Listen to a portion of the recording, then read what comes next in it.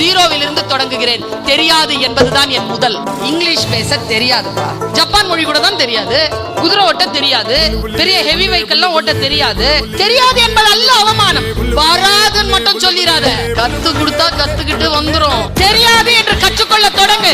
இந்த துணிச்சல் இருக்கட்டும். முதல்ல கஞ்சி குடிப்பதற்கு இல்லாததன் காரணம் இன்னதென்று அறியும் திறனிலார். காரணம் தெரிந்துவிட்டால் கல்வி கையில் வந்து. The only person under the sky will help you is you.